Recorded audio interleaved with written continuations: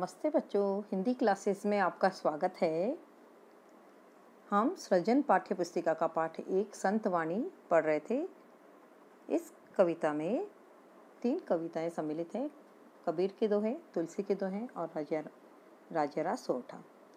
कबीर के दोहे और तुलसीदास जी के दोहे हम पढ़ चुके हैं। आज हम राजरा सोठा कविता शुरू करने जा रहे हैं। इसके कविवर हैं कृपाराम खिड़िया। सबसे पहले हम कृपाराम खिड़िया के जीवन का परिचय पढ़ लेते हैं। कृपाराम खिड़िया का जन्म सन 1743 ईस्वी में हुआ था और इनकी मृत्यु सन 1833 ईस्वी में हुई। राजस्थानी भाषा के प्रसिद्ध कवि कृपाराम खिड़िया का जन्म तत्कालीन मारवाड़ राज्य के खराड़ी गांव के निवासी जगराम खिड़िया के यहाँ हुआ था। राजस्थानी भाषा डिंगल और पिंगल के उत्तम कवि व संस्कृत मर्मज्ञ होने के कारण उन्हें सीकर के राव लक्ष्मण सिंह ने महाराजपुर और लछनपुरा गांव जागीर में दिए थे। कवि कृपाराम सीकर के राजा देवी सिंह के दरबार में भी रहे। राजा कृपाराम जी का सेवक था। एक बार कवि के बीमार पड़ने पर सेवक राजा ने उनकी खूब सेवा शुश्रूषा की, जिससे कवि बहुत प्रसन्न हुए।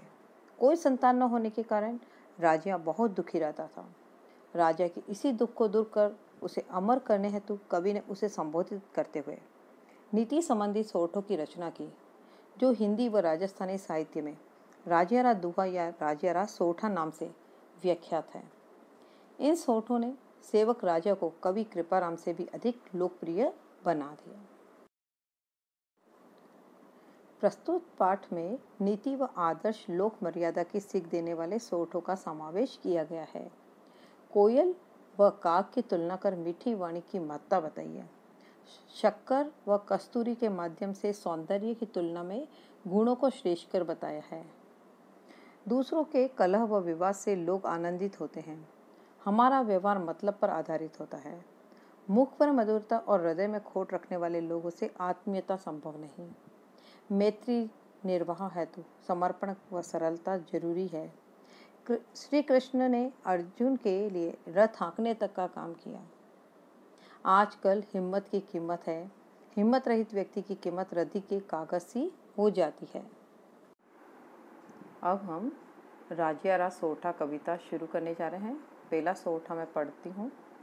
उपजावे अनुराग कोयल मन हरखित करे, कड़वो लागे काग रसनारा गुण राजिया। अनुराग का अर्थ होता है प्रेम, हरखित का अर्थ होता है प्रसन्न, रसना का अर्थ होता है जीव, काग का अर्थ होता है कौवा।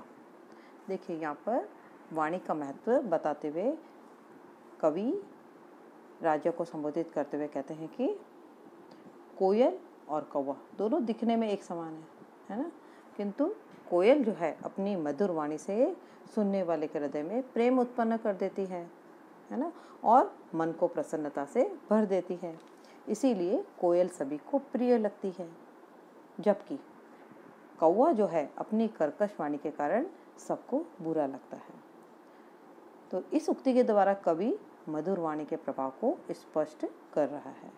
अलंकार यहाँ पर होंगे, अनुप्रास अलंकार है ना, एक ही वर्ण की आवृत्ति हो रही है। जैसे कड़वो काग क वर्ण की आवृत्ति हो रही है, रसना रा र वर्ण की आवृत्ति हो रही है ना।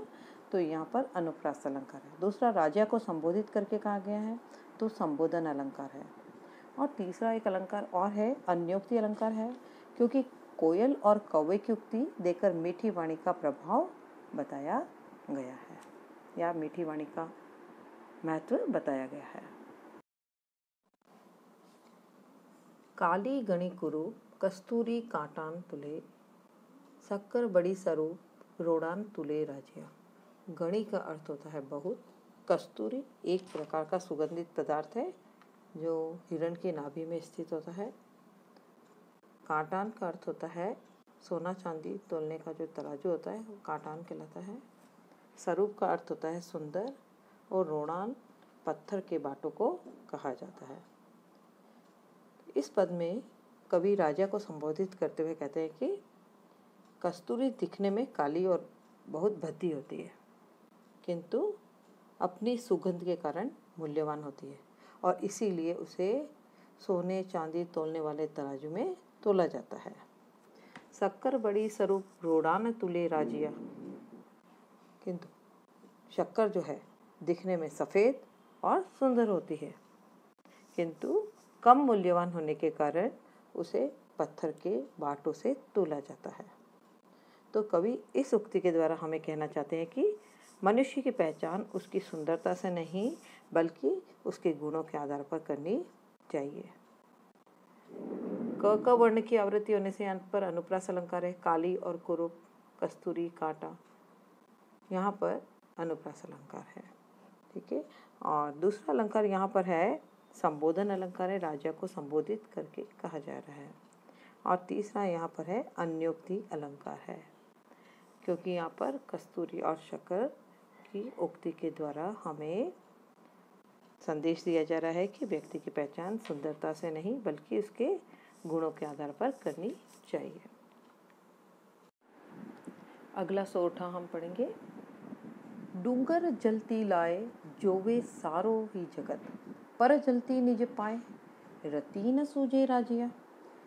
डूंगर का अर्थ होता है पहाड़, लाए का अर्थ होता है आग, जोवे का अर्थ होता है देखना, जगत का अर्थ संसार, पर का मतलब होता है दूसरों के, निज पाए का मतलब होता है अपने पैरों में, रति का मतलब होता है थोड़ा भी।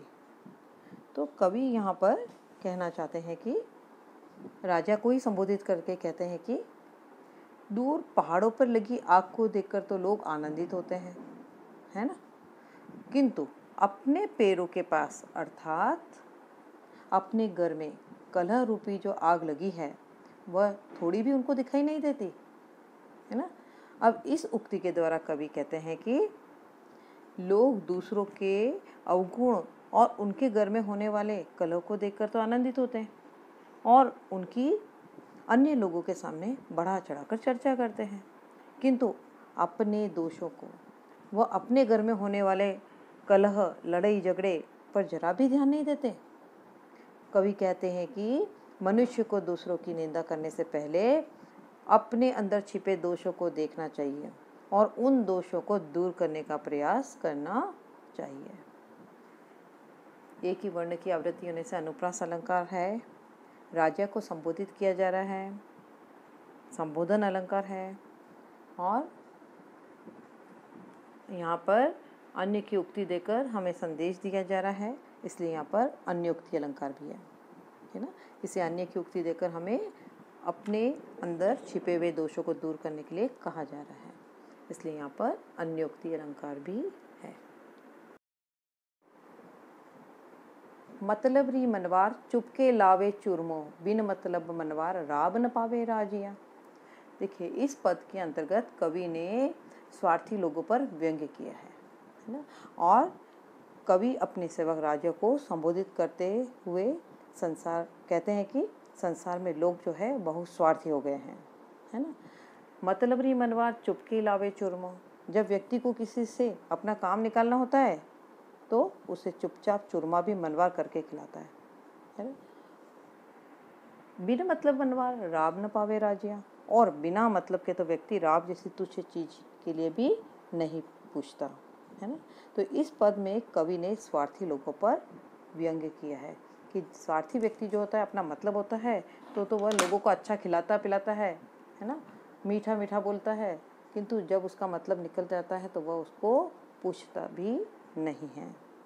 यहाँ पर भी एक ही वर्ण की आवृत्ति बार बार हो रही है, जैसे म वर्ण की मतलब मनवार, चुपके चुरमो चच वर्ण की आवृत्ति हो रही है तो अनुप्रास अलंकार है, और राजा को संबोधित करके कहा गया है तो संबोधन अलंकार है।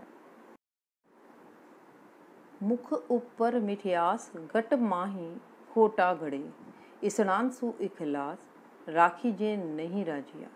गट का अर्थ होता है हृदय या मन, खोटा का अर्थ होता है कपट, इसणान का अर्थ होता है ऐसे, इखलास का अर्थ होता है मित्रता।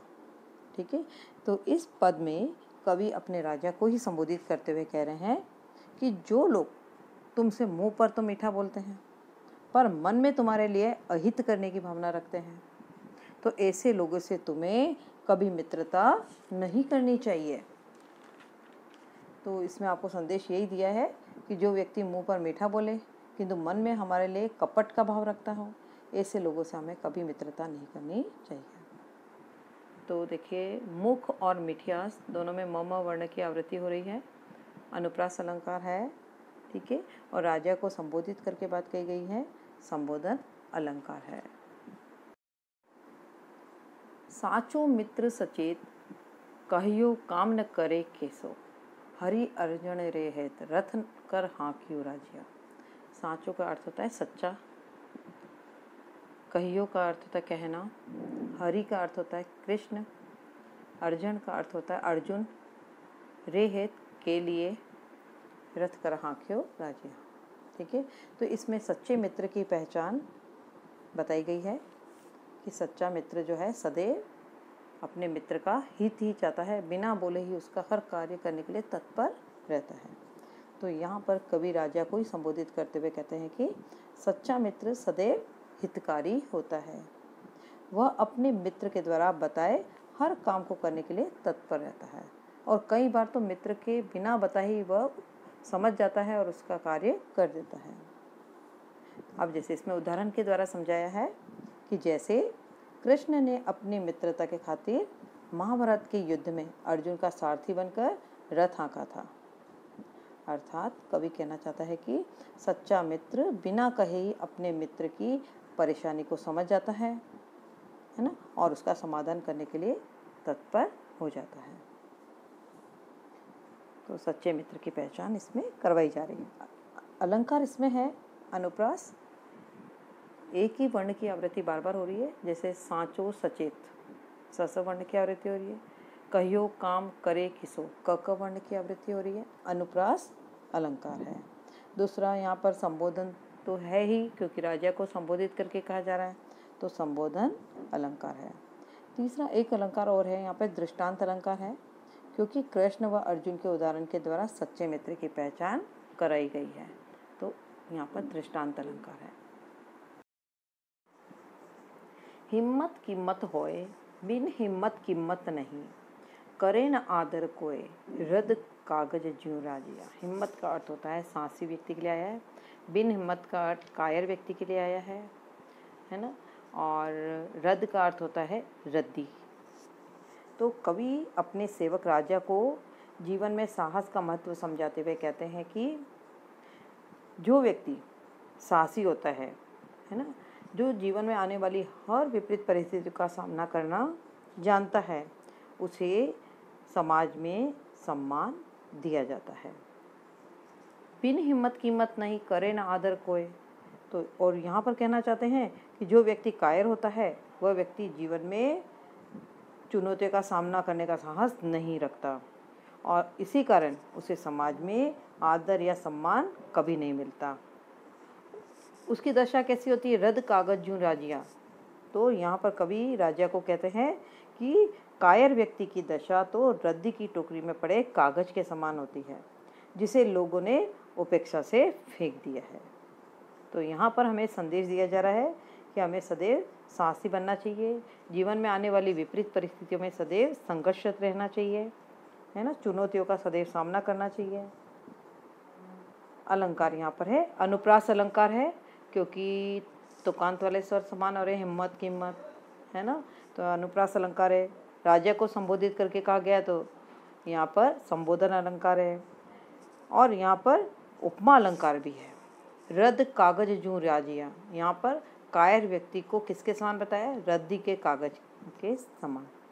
तो यहाँ पर समान गुण से तुलना है, तो उपमा अलंकार भी है, और उदाहरण देकर आप हमें बात समझाई जा रही है कि व्यक्ति को साहसी बनना चाहिए, तो यहाँ पर उदाहरण अलंकार भी है। अब हम इस पाठ के प्रश्न हल करने जा रहे हैं। सबसे पहला वस्तुनिष्ठ प्रश्न, पहला है आशा सांपने की औषधि है, तो इसका उत्तर होगा द संतोष। दूसरा है कवि ने कस्तूरी व चीनी के माध्यम से मनुष्य के किन गुणों की ओर संकेत किया है, तो इसका उत्तर है अ आंतरिक। अति लघुत्रात्मक प्रश्न, हंस के उदाहरण से कवि क्या शिक्षा देना चाहते हैं, तो देखिए, हंस के उदाहरण के द्वारा कवि गुणों को अपनाने तथा अवगुणों को छोड़ने की शिक्षा देते हैं। अति लघुत्रात्मक का दूसरा प्रश्न है, मोल करो तलवार का, पड़ा रहने दो म्यान से क्या तात्पर्य है? तो यहाँ पर कवि कहता है कि साधु की जाति पूछने के बजाय उससे ज्ञान की बातें पूछनी चाहिए, क्योंकि ज्ञान का ही महत्व होता है। तीसरा अति लघुत्रात्मक प्रश्न है, कबीरदास ने संगति का क्या प्रभाव बताया है? तो कबीरदास जी ने बताया है कि संगति कभी व्यर्थ नहीं जाती। सत्संगति से जीवन सार्थक होता है। जैसे लोहा पारस के स्पर्श से सोना बन जाता है, उसी तरह से सत्संगति का भी प्रभाव जो है सदैव अच्छा ही होता है। अति लघुत्रात्मक चौथा प्रश्न, ईश्वर प्राप्ति में बाधक अवगुण कौन कौन से बताए हैं? काम, क्रोध, मद, लोभ, ग्रहासक्त आदि ये अवगुण जो है ईश्वर प्राप्ति में बाधक होते हैं। अति लघुत्रात्मक का पांचवा प्रश्न, तुलसीदास के अनुसार इंद्रियों की सार्थकता किससे संभव है? तो तुलसीदास जी कहते हैं कि इंद्रियों की सार्थकता परमार्थ में लगे रहने से ही सार्थक होती है। नेक्स्ट प्रश्न है अति लघुत्रात्मक का, कवि के अनुसार मनुष्य के जीवन में संगति का क्या प्रभाव होता है? तो कबीर यहाँ पर कवि के अनुसार सुसंगति से मनुष्य जीवन सुखी होता है और बुरी संगत से व्यक्ति कष्ट पाता है। लघुत्रात्मक का पहला प्रश्न है, जगत को वश में करने का क्या उपाय बताया गया है? जगत को वश में करने के लिए कबीरदास जी ने मधुर वाणी को सबसे सहज उपाय बताया है, क्योंकि उन्होंने बताया कि कोयल अपनी मीठी वाणी से सबको वश में कर लेती है, उसी तरह से व्यक्ति भी अपनी मधुर वाणी से सभी का मन जीत लेता है। कबीरदास की वाणी साखी क्यों कहलाती है, स्पष्ट कीजिए। साखी शब्द संस्कृत के साक्षी का ही विकसित रूप है। साक्षी का अर्थ होता है स्वयं अनुभवी या प्रत्यक्षदर्शी। कबीरदास जी ने अपने दोहे में अपने निजी अनुभवों को व्यक्त किया है, इसीलिए उनकी वाणी साखी कहलाती है। प्रश्न 3 है, जाति न पूछो साधु की, पूछ लीजिए ज्ञान, मोल करो तलवार का, पड़ा रहन दो म्यान। पंक्ति का भाव स्पष्ट कीजिए। तो देखिए, यहाँ पर कबीरदास जी कहते हैं कि जैसे मयान तो बाहरी आवरण है ना, असली महत्व तो तलवार की गुण का होता है और उसी का मूल्य पूछा जाता है। इसी प्रकार ज्ञान और विवेक से ही साधु या सज्जन व्यक्ति की पहचान होती है, उसके बाहरी पहनावे या जाति से नहीं। अगला क्वेश्चन है, नदी नाव संयोग द्वारा तुलसी ने संसार में जीने का क्या तरीका बताया है? जिस तरह से व्यक्ति नाव यात्रा करता है तो उस नाव में बैठे हुए सभी यात्री बहुत जल्दी एक दूसरे से हिल मिल जाते हैं। मानव जीवन भी एक छोटी नाव यात्रा के समान ही होता है। तुलसीदास जी लोगों को परामर्श देते हैं कि संसार में भांति भांति के विचारों और रहन सहन वाले लोग साथ साथ रहते हैं, अतः सभी से हमें मिलजुल कर प्रेम पूर्वक जीवन बिताना चाहिए। लघुत्रात्मक का पांचवा प्रश्न है, राम कृपा तुलसी सुलभ, गंग सुसंग समान। पंक्ति का भाव स्पष्ट कीजिए। इस पंक्ति में तुलसीदास जी ने भगवान राम की कृपा से गंग और सत्संगति का प्राप्त होना सुलभ बताया है। वे कहते हैं कि गंगा और सत्संगति दोनों का स्वभाव एक समान होता है। दोनों ही संपर्क में आने वाले को अपने जैसा पवित्र और सज्जन बना देती है। अगला क्वेश्चन है, अब तो दादुर बोलिए, हमें पूछिए कौन, में तुलसी का क्या भाव है? तुलसी इस कथन के द्वारा संदेश देना चाहते हैं कि बुद्धिमान और गुणी व्यक्ति को उचित स्थान और समय पर ही अपने गुणों का प्रदर्शन करना चाहिए, अर्थात मूर्ख लोगों के बीच में गुणी लोगों का चुप रहना ही श्रेष्ठ होता है। नेक्स्ट क्वेश्चन है, पर जलती निज पाए रति न सूझे राजिया। है ना? पंक्ति का भाव स्पष्ट कीजिए। इस संसार में अधिकतर लोग अपने दोषों तथा अपनी कमियों को नहीं देखते हैं, परंतु वे दूसरों के दोषों एवं कमियों को देखकर उंगली उठाते हैं, परंतु उनका ऐसा आचरण कभी अच्छा नहीं माना जाता। ऐसे लोग निंदक स्वभाव के होते हैं। नेक्स्ट क्वेश्चन है, मुख ऊपर मिठियास घट माई खोटा घड़े। पंक्ति का भावार्थ लिखिए। इसका उत्तर है, जो लोग मुंह से मीठी मीठी बातें करते हैं परंतु अपने हृदय में खोट या बुरी भावना रखते हैं, जैसे कहा जाता है ना, मुंह में राम और बगल में छुरी वाले स्वभाव वाले होते हैं ऐसे लोग। ऐसे लोगों से हमें कभी मित्रता नहीं करनी चाहिए।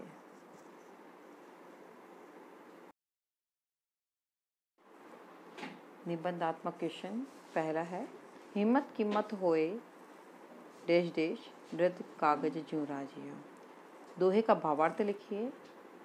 दोहे के माध्यम से मनुष्य के किस गुण की ओर संकेत किया गया है। इस सोठे का भावार्थ यह है कि मनुष्य को साहसी होना चाहिए, है ना। हिम्मत रखने वाला व्यक्ति जीवन में आने वाली हर बाधाओं का डटकर सामना कर सकता है।